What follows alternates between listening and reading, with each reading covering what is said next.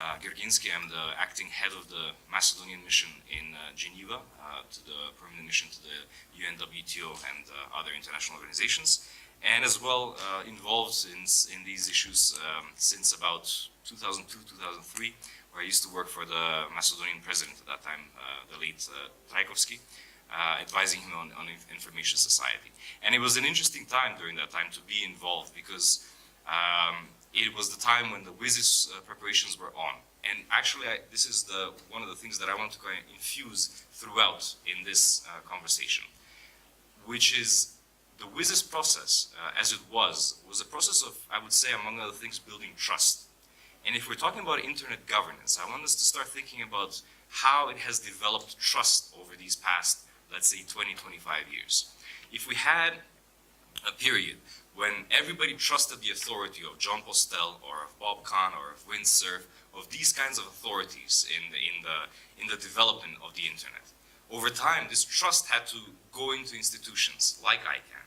And a big discussion during that time was, well, how does ICANN fit into this, and what does internet governance really mean? And for a very long time, there was a very need to define what internet governance means, what governance is, and there was a lot of distrust between the stakeholders involved, because they came from different kind of cultures. Some were diplomats, some were from the technical community, some were from the business community, and everybody was looking at the same thing quite differently. So in starting that off with, Andrea, you come from ICANN, and it is perhaps the most discussed organization throughout the history of what we call internet governance. It's the cornerstone, really, of the internet governance ecosystem, although not the only, and many more are developing. But it remains, and I see that we're colleagues actually from the Fletcher School, so I mean, you have international relations background, and I would like to ask you from that prism, in terms of the international system as it is, defined by nation states for a very long time, all of a sudden we have the Internet Corporation for Assigned Names and Numbers. The I is not even international, it's internet. So I mean, and with the IANA transition right now, ICANN is fully kind of, with the exception that it's founded in California and as an NGO, well, not as an NGO, as a corporation incorporated under California law, any other connection to a country has now been almost taken out. So it exists as a standalone organization, very important, and yet out of the international system in a way. Would you like to kind of start, but first tell us a bit about ICANN, but then perhaps like jump that into that. Thank you. A very interesting question, and congratulations for graduating in Fletcher. Yeah, you too. So where do I start? Well, I work for ICANN now. That's my third year, and I'm responsible for stakeholder engagement, and I'm based out of the Brussels office. Before joining ICANN, I was working for the United Nations. I was working for UNESCO. And I was there working very much on the role of internet and communication and ICTs for development. And so we looked at the internet back then as a tool for development, as a tool for helping people and countries to increase their economic power, growth. And back then, the whole discussion around internet governance was very much focused on the digital divide, focused on this new technology that suddenly brought tremendous development for some countries, tremendous development on possibilities for people to connect to each other. And as you said, all of that was based in a almost full trust of this technology. These technologies that brought us back then was Wikipedia or Google, the possibility to open up a computer or a mobile phone nowadays and reach everyone else in the world, regardless of borders. It was very much infused by a full belief in the amazing side of this recent technology. And for many years, even before I joined ICANN, ICANN was seen as an important organization that probably was doing something that governments should have been doing. And so the problem with trust was there was a trust into the technology, there was a lack of trust in the organization dealing with this technology. So just to be very, very short, ICANN is the global address book of the internet. So the internet doesn't exist by itself. It's not like a beautiful lake next door. It's not a natural resource. The internet is a network of networks. And these network of networks, they look like one single internet because they all use the same common address system. And ICANN, at the very simple, the simplest point, it's the manager of this address book that allows thousands of networks to connect to each other, look like one single network. So that's the work that ICANN does. So as I was saying, there was a trust into the internet, but a lack of trust in this organization for political reasons. When I joined ICANN, this lack of trust in the organization wasn't that prominent internally until one precise point, actually until one precise days. And we go back into June 2013, when the Snowden revelation came to be. And I think that suddenly the trust into the technology itself, in the internet, started to drop. And even among the technical communities that was working and developing this technology, so the engineers that they are still working and they have position at ICANN, even themselves, they were amazed is to use the software on what was going on the internet, on this technology. So the lack of trust that suddenly dropped on the internet had an impact on ICANN itself, and had an impact also on the communities and the governments, starting with the US government. You want to into that? No. I just want to keep kind of things that we can come back to this. Yeah. But I think that one of the elements of trust in one of the stakeholders throughout has been a lack of trust, perhaps, by the technical community and by business, perhaps, in governments. And I think that still kind of exists, although there was a time when things started the stakeholders started getting together, started speaking a similar language. But this lack of trust in states has not translated fully into a lack of trust into perhaps the companies that are having a lot more of the information than the states are having. Well, if you go back to those days, so that was June 2013, the lack of trust was very much also on those big companies that made the internet as we know it today. So we learned back then that Google, Facebook, Yahoo, Microsoft, they were sharing their databases to the National Security Agency.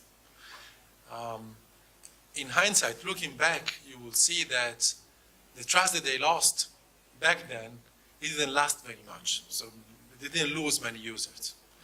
But the trust in government, that was more problematic.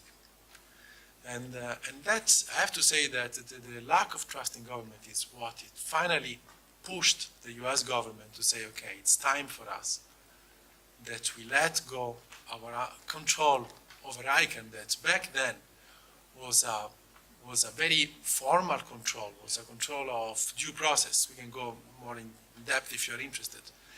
But they consider it was a symbolic control, and that would completely disrupt the trust on the internet as well. To make an example, back then, we had clear threats of countries that would come to the US government, would come to ICANN and say, we don't trust you anymore. We have the proof that you're not doing what we thought nobody would be able to do on the internet, although there was a big lie also on that. So we would basically disconnect from that model of the internet, disconnect from that technology, and have our own internet. So that threat unleashed the process, to me, that brought to the ICANN to become completely independent from the US government, and also saved the face of many internet corporations that saw their business at stake, because One thing is to have one single network that allow you to have almost 2.5 billion of users and potential customers.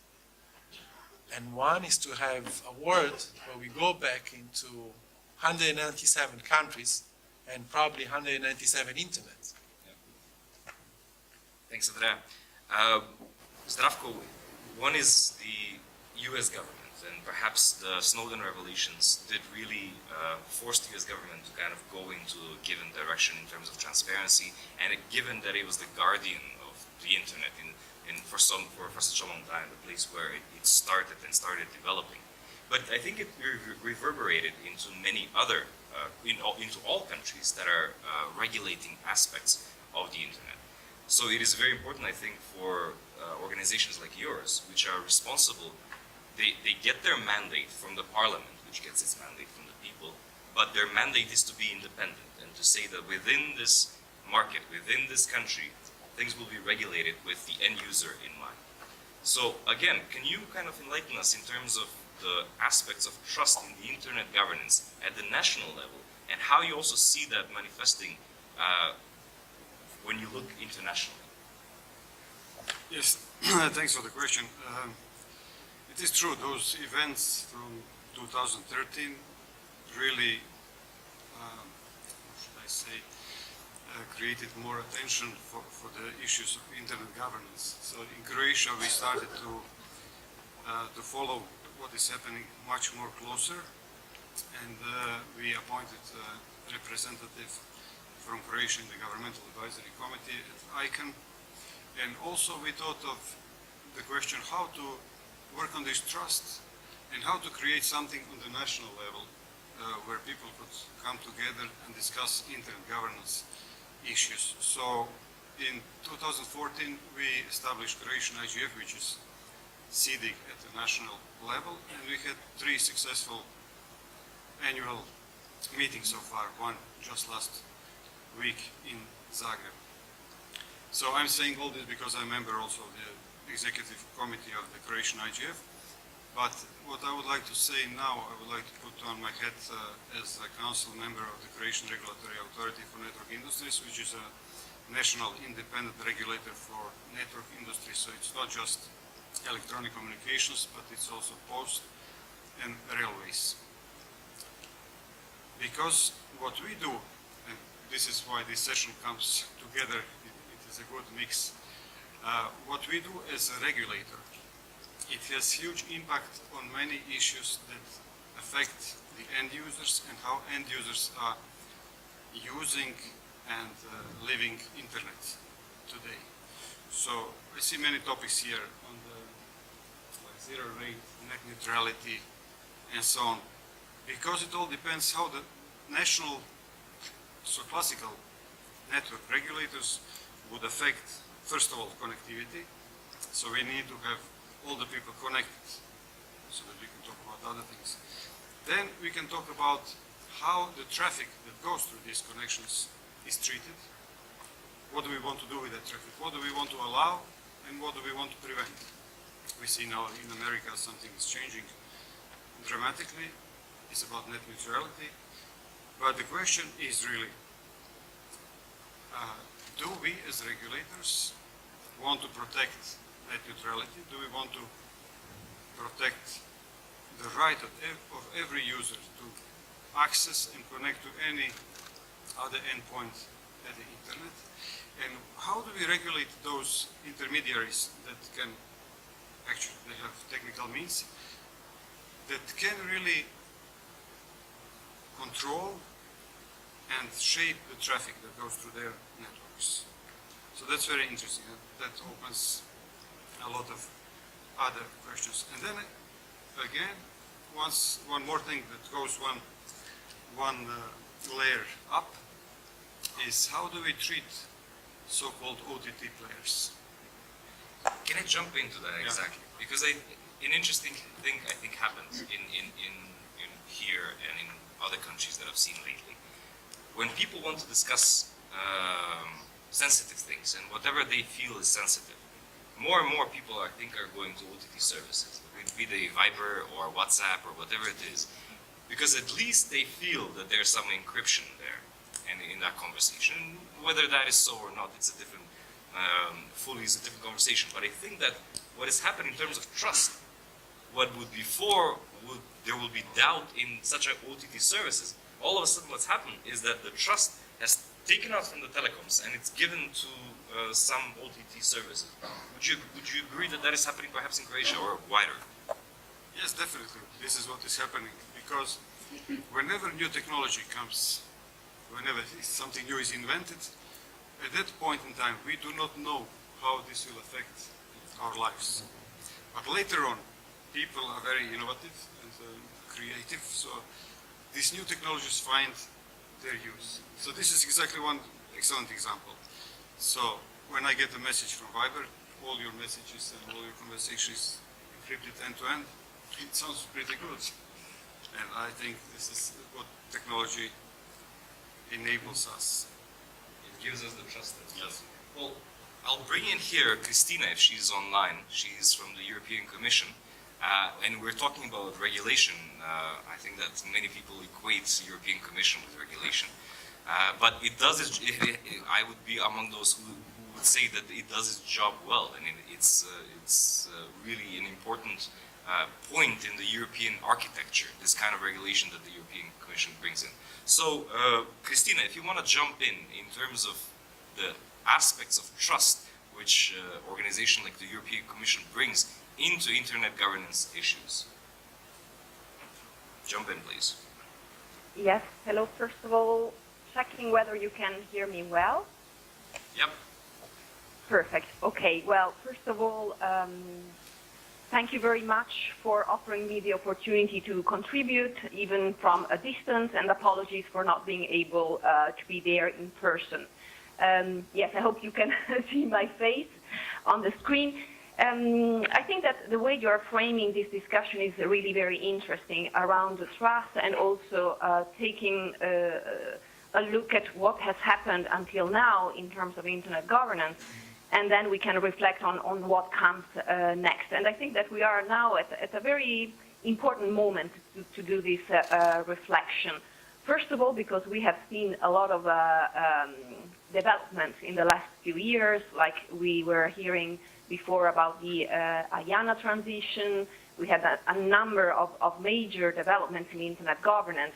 But we should also ask ourselves what comes next. What is the system really working? Have we solved the issues that are around trust? And I think that in this particular moment in time, where we see, in general, I would say, a lot of distrust, a lot of fear, and not only in the digital world, but globally. We see, although we have a global world, a globalized world, we see new barriers and new fears coming in. So, in a way, the value of the internet in eliminating barriers is really important. As you know, you were mentioning in the EU, we are working on regulation. So we are working at modernizing the rules that we have in the context of the digital single market. And we just released our midterm review on the 10th of May, where we basically take stock of what we have done until now with a view to complete the digital single market, and we look at the existing challenges ahead. And maybe if you want, I can say, yeah. Christina, like, do you Yeah. feel that, I mean, both at the national level and at the European level, regulators, legislators have done their job quickly enough to adapt to the new developments? And of course, it's a question that I think that everybody would say no. But if that is the supposition on my side, is the role of courts then the one taking on a legislative function? Because courts are interpreting situations that legislatures are not addressing. And do you feel that that is also happening at the European level in general? Yes, I mean, it seems an easy question to answer, but it's not. So, because you have to think about the EU level, the national level, but also the global level. So if I can briefly start on the global level, and in terms of trust, I think that some steps have been made in terms of the functioning of the global internet governance model. But I also see that the same tensions that we had 20 years ago are still there. So there is a need to do something on that front. On the European level, I see your point that courts are more and more sort of addressing problems that are not solved from the legislative or regulatory point of view. Part of the problem is that you know that regulation takes a long time, but this is also, you know, technology is fast and the pace of regulation is much slower. At the same time, when we manage to do something, like for instance, I'm thinking about net neutrality rules or the NIS directive, the Network on Information Security. So there you had long process, but the added value is that you have really the possibility to involve all stakeholders to consult in a very democratic way, and then you arrive at rules that are fit for purpose. And I'm thinking in particular at the case of the net neutrality rules, where we had a long process, but in the end, we were able to enshrine in regulation a very important principle, which is that of the open internet. While also the previous speaker was making reference to a different situation, for instance, in the US. Of course, there is need to do much more. Of course, the new developments are increasing in speed, and we have to make sure that we are ready. The European Union is really focusing on that. The digital single market is really a big priority, and a number of initiatives have already been launched. And now I'm talking about, you know, from the Commission perspective, we have launched a number of initiatives. Now the ball is in the hands of the co-legislators. And here, again, I think that the key message should be that we are all in this together. So in order for Europe to make the most of the internet revolution, of the digital revolution, we have to be together in this. And member states, the parliament, civil society, they have all to work together. And in this sense, I think that the multi-stakeholder model is really the only answer we have. It's not a perfect model. There is indeed, a lot of things that we should look at, but it's the only model that can really be viable. Thank you very much, Christina. In jumping into this, in the conversation on courts, there was a very recent ruling by a German court regarding toys, Internet of Things. This is an issue that is just rising. Well, it has been rising in a way over the past, let's say, 10 years or so. But right now, it's in front of us. And what we're facing is perhaps something that for tomorrow's session on cybersecurity could be kind of discussed. Are these things that are joining the internet secure, and are companies making enough of an effort to secure them? So, in jumping into this, perhaps I'll call on Gergana to tell us her thoughts on IoT. It's as I said, one of my favorite numbers is 3.4 times 10 to the power of 38, which is the number of IPv6 addresses. Many countries are, some are faster, some are slower into adapting IPv6. But this is one of the essential building blocks of what we call the Internet of Things, where everything around us will be able to some way be connected to the internet. And whether it is a sensor, whether it is a device. So could you kind of share your thoughts on this IPv6, IoT, and the whole issue of trust around them? Yes, thank you for the very interesting question, Lucio. So first of all, I would like to maybe just briefly introduce RIPE-NCC, if that's okay.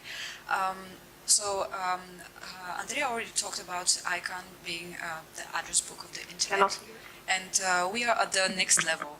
So we received, RIPE-NCC acts as one of the 5 regional internet registries in the world, and we are serving Europe, the Middle East, and parts of Central Asia. So what happens, we get a large blocks of IP addresses from IANA, and then we distribute them, allocate them to our members, which are internet service providers, telecommunication companies, universities, governments, any company that would like to have their own IP address block. And we keep a registry where we keep the records of which company has which address block. And trust is very important in our business, of course. We're in a very lucky position to act as a neutral organization, neutral entity, without any ambitions to influence policy. However, what we do have is a lot of information. So a lot of researchers, or companies, organizations come to us for information on the operational runnings of the internet. And the trust in our organization also stems from from the way that we build our policies. So for our service region, we have what is known as the RIPE community. This is an open community, so anybody interested in the running of the internet is free to join this community by joining our RIPE meetings or joining our mailing lists.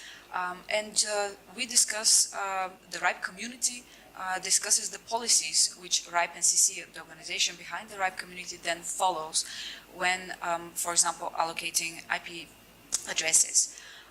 And so the trust in our work comes from the RIPE community. They tell us what to do and how to do it, and we are accountable to this community. So this trust is really important for what we do and our operations. Okay, so you asked me about IoT in specific. Of course, it's a lot of people view it as the future of the internet, and also the new version of the IP address, version 6. Let me first a little bit maybe talk about version 6. So we have already run out of IP addresses version 4, and we are moving on with version 6 deployment. At the moment, about 10% of connections happen over V6, which is not exactly the progress that we were hoping to see after so many years of deployment. And there are certain countries that are doing better than others. For example, I can give Belgium as a very good example with 55%, way above other countries. And it is very curious why this is happening. Of course, it is a carrots and sticks a bit. Regulation, of course, helps a lot, but also capacity building and having a community willing to listen. So network operators willing to listen, willing to deploy the new version. So, and this, of course, relates to IoT because there are simply not enough addresses to give to billions and billions of IoT devices. Well, trust is also very important with the future of IoT, because if the public doesn't have any trust in the IoT devices, it's just not going to develop and work. However, there is, we have seen, for example, a bit of a closed loop with the IoT market. So, for example, consumers demand, of course, low prices for these devices, and for certain devices, manufacturers are willing to provide that. So they make, for example, a lot of cost-cutting measures to make the device as cheap as possible. And one of these cost-cutting measures could be decreased security. If, for example, the device doesn't have any critical operation, for example, a smart thermometer on your fridge, or a smart fridge, or devices on which security is not so important. So they make certain compromises that, in their view, might be warranted based on the nature of the device. However, what happens, so basically this is a closed loop market where consumers are happy to get cheap devices and manufacturers are happy to provide them.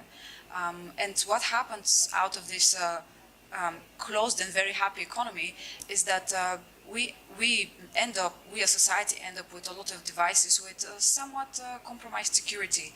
And so then these devices become a very easy target, for example, to be recruited in a botnet attack, which happened in October last year with the large-scale DDoS attack on the DIN servers, the Mirai botnet. Maybe you've all heard about it, I'm sure. And so it is very important that we work in the future to create IT devices which have a certain minimum level of security in order to restore the public trust in these devices, so that the market has a future, so that we can reap all the benefits we can from IoT. I hope this answers the question. Thank you very much. I broke my promise, I apologize in the beginning to kind of bring people in more, but the discussion was flowing very well. And first, let me just check with the organizers of how are we with time, because we started a bit later. Are we going a little bit? So should we aim for a quarter after or so, or okay? Just so we know where we are with time. And before I bring in Marcus, then I would like to kind of open the floor for anybody interested to kind of jump in. Again, I see you there. Again, with the prism of trust, and perhaps as right after that, I would ask if somebody knows the story of Babel, and if they would like to narrate it, to tell us everything. What is really the story of Babel? What is the metaphor that we're using here to talk about internet governance? So first, the gentleman in the red shirt over there. A microphone could be delivered over, or just get up and, well, I guess we have online participants, so a microphone, or how does it function? Oh, so I guess you have to come here. Please.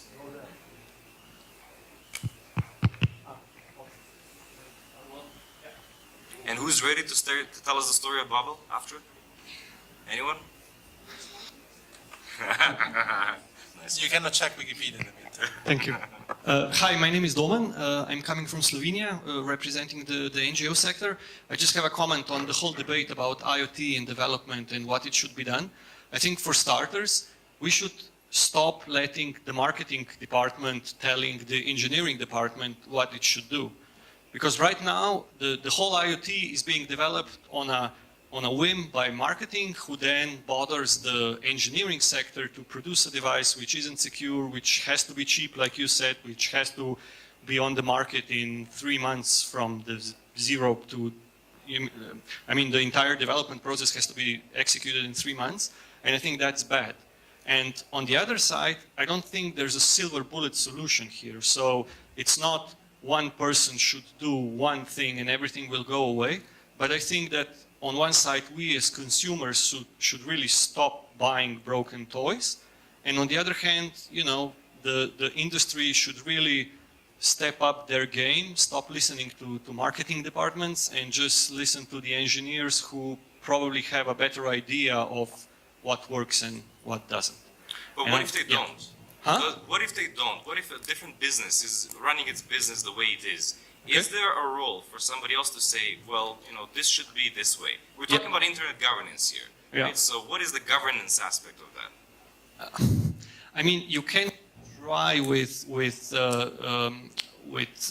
legislation and with regulation, but I think it won't work simply because the market is too great. And once we're talking about smart homes and smart cities, once that kicks in, once you have, you know, devices in your home connected to the internet, be it a toilet, a sink, a refrigerator, a television, I don't think you can regulate that much broken stuff. Yeah. Thank you. Yes. Thanks. Please. Yes, just a comment. As I'm working at a sector regulator, I must say that market competition is the answer to these concerns. At least it should be. And our task would be to really enable that market competition, to create environment in which good phones, secure phones, or end-user devices would really be sold at the end of the day. And those that are not secure, that are bad, would lose the market competition race. But to come back to Andreas' point in the beginning, when he said that in the beginning perhaps there was trust in the technology, but lack of trust in one of the organizations that are working with it. And perhaps at one point or at different stages, perhaps to a degree with the Snowden effect, because of other things, the trust in the technology changed. So it might be dangerous actually to let things go by itself like that, because then if you lose faith, if you lose trust in the technology itself, there is a high, chance of paranoia, of people just withdrawing and that is that could be a dangerous development. Not with the hat of ICANN, but do you want to chime in that? I mean, I think that we as ICANN have gone through this process of losing and rebuilding trust. And I think that this process taught us some important elements also to look at the next steps of the development of the internet. So we saw that we couldn't rely on the trust as an institution of a contract with one government. And it was by chance was one of the largest government or the largest government, most powerful country in the world. At one point that couldn't support us anymore. So we had to go through a process that opened up completely the structure and allowed everybody to come in and design the mechanism through which ICANN is accountable. In a way, we saw that we move into a world where the trust is no longer vertical. You tend to do not trust anymore your government or the big company, but the trust is much more fluid. You try to trust more your community, people that you know, the network next to you, which also is a network effect of the internet. So we built within the multi-stakeholder model, that is the model that governs ICANN, we built in mechanisms to bring in as much more people as possible. And we went to kind of an utopic world where, as nowadays, ICANN is accountable to the entire internet community. And by entire internet community means that everyone that uses the internet is potentially responsible and can claim ICANN for its actions. Now, with that, we did consolidate trust. I'm now looking to a world where in 5-10 years we will have self-driving cars. We will have chips installed under our skin that will continue monitoring our heart rate, our blood pressure, and will send these data to some database, some server. We're already doing that, but we'll do that in a way larger scale, and many of us will do that. So we are now lacking this process of building this trust, where you bring at the table not only more the government and the companies, but you bring them into a framework where everybody can share the trust and builds a network and builds the systems that keeps everybody accountable. I think that what ICANN did in this past 2 years, and if you look more into it in retrospective, is the process that lasted more than 10 years, is something that the industry, the internet, and the future of the internet governance has to look at, to avoid the situation where in just a matter of months, the daily life of the internet will be the WannaCry attack of a few days ago. So the internet will be something that will only become completely anarchic and disruptive force. So the tendency is there. Thank you. When I mentioned the Tower of Babel, if somebody would like to tell the story, you had a very witty response. In what language? Can you tell us the story of Babel, please? Please. And then afterwards, we're there. Well, I guess we don't get to tell the story of the language and the story of building.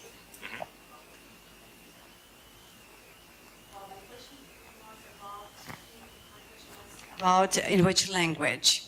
So we know the story of building the Tower of Babel, like everyone was speaking in the same language, and they wanted to build that building and go to the God and know everything, whatever God knows. And then, well, this is an interesting and mysterious story. Then God doesn't like that idea, and he created different languages, so that people cannot understand each other and cannot become that wise as is God. And thus was created so many languages in the world, and they are anymore understand to each other, and the quarrels, etc., is going on around. And since then we have very many languages in the world, and we are trying to recreate this environment when everyone in population in the world can have the same language, can understand to each other, and can sit around the same table, have the same concerns, and what is more important, to understand and have the same language. Thank you very much. So it is about building trust at the end, because the assumption is if you have different languages and people scattered in different tribes all over the world, they're speaking the different languages, the level of trust between them decreases. So I mean, in this, is the Tower of Babel really, in our discussion, the internet or internet governance? I think that's, I think Diplo had, like, some time ago, this internet governance structure of a building in construction, where at the bottom, very solid, and as it got up. And then they had a puzzle. So it was kind of a metaphor of a metaphor. And it was interesting. I saw, I'm sorry to jump off, but I saw this great tweet a few days ago about this story about the Soundgarden musician who died, and there was, like, first of all, fake news that he died, and then it was said that he really died, and then there was another fake news that's the story that he died was. The tweet was, "This is getting very meta." It was a perfect kind of description. But this is what we're talking about. Like, we're building something, not necessarily internet governance, but the internet, where are we contributing to greater trust, or are we contributing to greater distrust? That means the internet governance mechanisms that we're putting in place, are they contributing to more stability or less stability, more trust or less trust? There was an intervention over there. Please. You have the microphone? I wanted to tell the story of Old Babylon, but my colleague already told it. To repeat it. At this point, I think I'll bring in Marcus. Is Marcus online? Because Marcus has been in many of the key conversations since the beginning, since for a very long time in these discussions, since these discussions started getting a shape of their own. He was for 5 years the chair of the Internet Governance Forum, and before that, the chair of, executive coordinator of the WIGIG. And in the beginning, while the WISIS World Summit on Information Society was going on, one of the key aspects of misunderstanding was this word governance. When governance was connected to the internet, many in the technical community jumped up and said, no, we don't need any governance of the internet. While political scientists were saying, well, governance is not the same as government, it's a much looser structure. So a definition of internet governance needed to be developed. And once it was, perhaps it was a safety valve. And this definition is that internet governance is the development and application by governments, the private sector, and civil society in their respective roles of shared principles, norms, rules, decision-making procedures, and programs that shape the evolution and use of the internet. So this is the working definition of internet governance that, a lot of energy was spent to come into.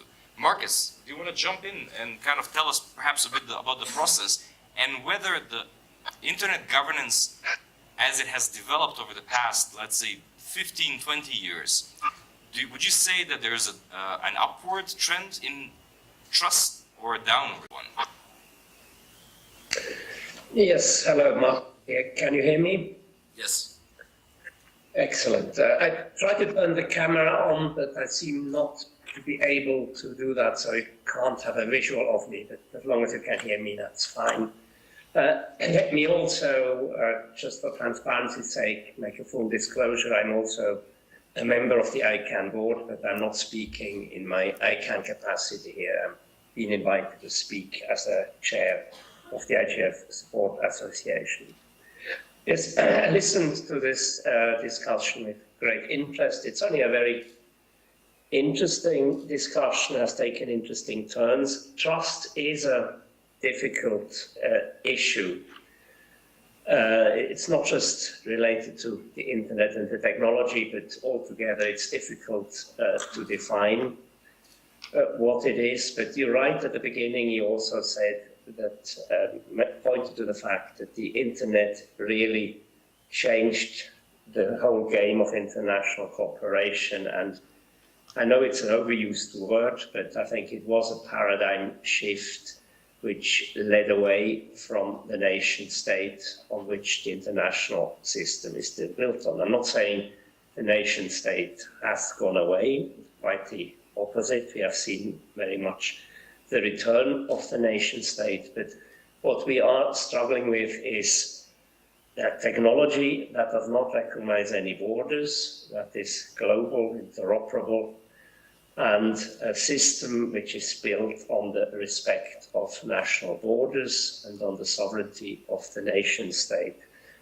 Now, when the technology developed, there was a consensus that governments did not want to over-regulate the technology and step in too much to stop, as they felt at the time, that might have stopped the development of the technology. And indeed, it has been a very fast-moving technology, and nobody ever claimed that the internet was perfect. I've heard Bob Kahn, one of the co-inventors of the TCP/IP, who is within SURF generally considered to be one of the fathers of the internet. He said, when we built the internet, we built it to be open and not to be secure. And what I heard in the discussion also on IoT were all very good points, but I think they also left out a bit the responsibility of the user. And that's what many people call cyber hygiene. You know, how often do users change the password? And especially with IoT, it has sort of been revealed that a lot of these toys are delivered with a set password on 000, and the user is supposed then to change it, but he doesn't do it. And obviously that makes them very vulnerable to attack. So now your question, has trust increased or decreased? And a lot has been said about the loss of trust related to the disclosures made by Snowden, and I fully agree with everything that has been said. And what also Andrea said, I heard it from technologists, I heard it from, at the time, from the chair of the Internet Engineering Task Force. Yes, we knew that that was happening, but we were surprised by the scale of it, and that was the real shock, and that certainly undermined the trust in the technology if this can happen. And there was always the political dimension, of course, and that has always been mentioned, that the role of the one predominant superpower in the internet, there was one power that was a little bit more equal than others. Now, to give that government, the US, the credit, when they set up ICANN, it was an innovative move that was based on the conclusion that in order to cope with a fast-moving technology, it would not make sense to give the responsibility for handling the technology to a classical intergovernmental organization, but something new needed to be created.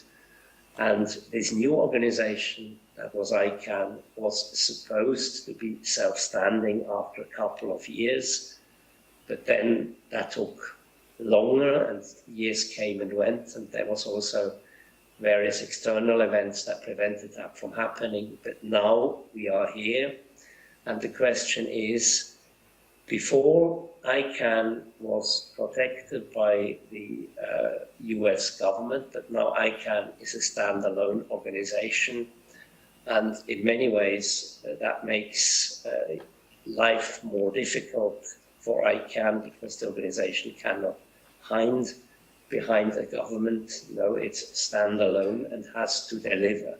And of course, ICANN is not the only organization. You heard a colleague from RIPE CC on the table that numbers is a second big component that makes the internet work. And of course, there are also the protocols, and that is the Internet Engineering Task Force. These I would call a trinity of the components. And all these have been developed outside the sphere of governments, and they are run outside the sphere of governments, and that is the big challenge we are facing. We have to combine the traditional world of governments with this new world of bottom-up organizations. And the definition on internet governance the Tunis agenda came up with that precisely recognizes that, and the important thing is that it is a multi-stakeholder effort. And now, over the past 10 years, I think there is much more confidence that this multi-stakeholder effort actually works and that there is no way back. I heard what Christina said. I mean, that's a representative of the European Commission, clearly says multi-stakeholder way is the only way of dealing with this technology.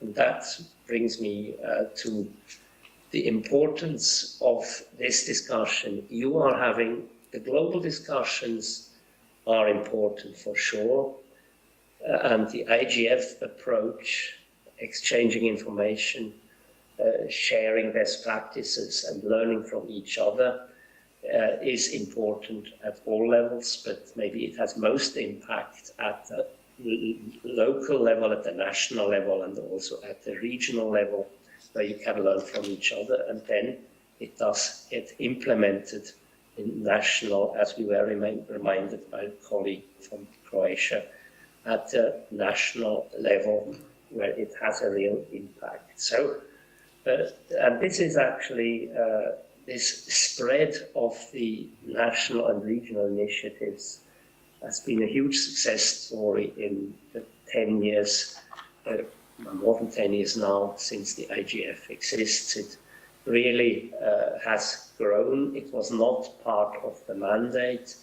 The Tunis agenda recognizes the importance of multi-stakeholder strategy in the national implementation of information society.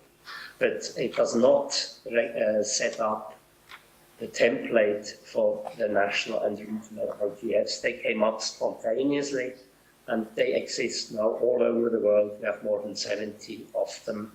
And we, from the IGFSA, we are happy to support them. We have supported them last year, and we have supported SEEDIG for the first 2 years and also this year. So this clearly is important, and I would also like you to think about joining the IGF Support Association, as by joining you show your support to the IGF and including all the national and regional initiatives. Thanks for your attention. Thank you very much, Marcus. And I think it's very important to recognize that, because the Internet Governance Forum started as a global response to the discussions that were developing during WSIS and during that time. So all of the bodies that have developed in the meantime, national IGFs, regional IGFs like this one, that are continental, and the ones that are connected to the global ones, there should be a feeling that the issues and the problems and the solutions are going in both direction, up and down, and that if there are solutions that are discussed at the global IGF, they come down to national IGFs, to regional IGFs, to the level of continent.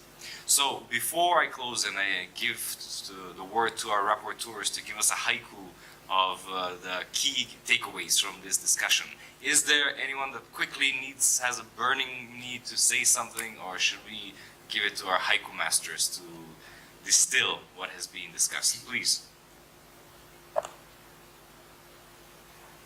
My actually point of view about the regulations, maybe I'm too much against those rules, because when you see who is making the rules, people are making rules for people, and this is something maybe disturbing. I would give an example on the other side. For example, I was riding from Skopje to Ohrid now, and there was a sign saying you should drive 80, but I was doing 100. And if there was no sign about driving that speed, maybe I would slow down because I don't know what's next. So sometimes maybe if you let it go without any governance, maybe people would start thinking about the security of everything. And as Andrea said, maybe it's better to build a trust between people instead of building regulations about that. While I was also driving yesterday, at the same time on the radios, people started to chime me in, oh, there's like an accident here and you should be careful over there. So in this construction of the Tower of Babel that we're discussing, it's interesting to go back to this idea quickly of this concept that was developed by Eric S. Raymond in the 90s and in an essay called The Cathedral and the Bazaar as two different ways of thinking of software development, specifically free, open, and free software development, but software development in general. So one idea is of a blueprint where engineers or architects sit down and they create the structure exactly how it would be. The other idea is a bazaar where somebody comes with a need and this need is addressed and then somebody else chimes in and with full transparency develops the software. So if we're talking about this internet governance model, perhaps it's some kind of a play between building a cathedral and building a bazaar-like structure. But here is where our haiku masters come in, and I would ask them to tell us what they've noted as the key takeaways from today's discussion.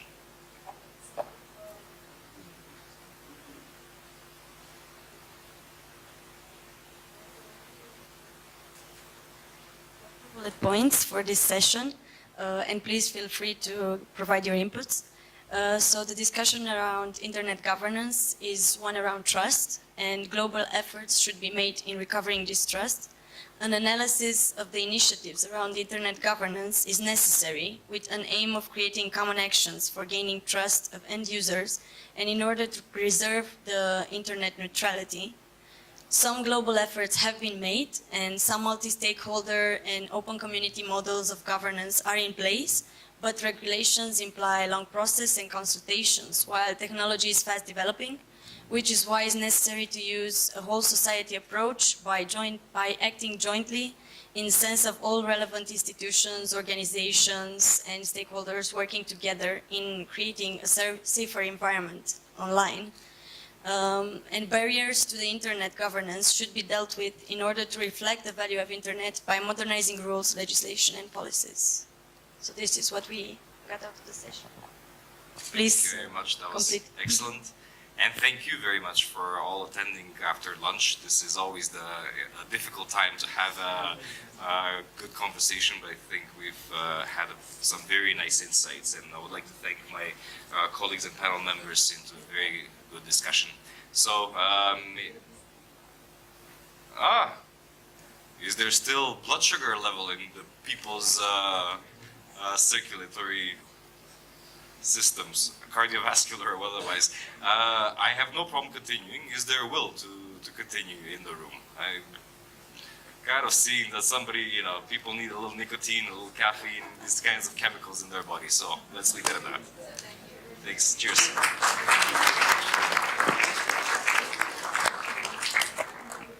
Bye.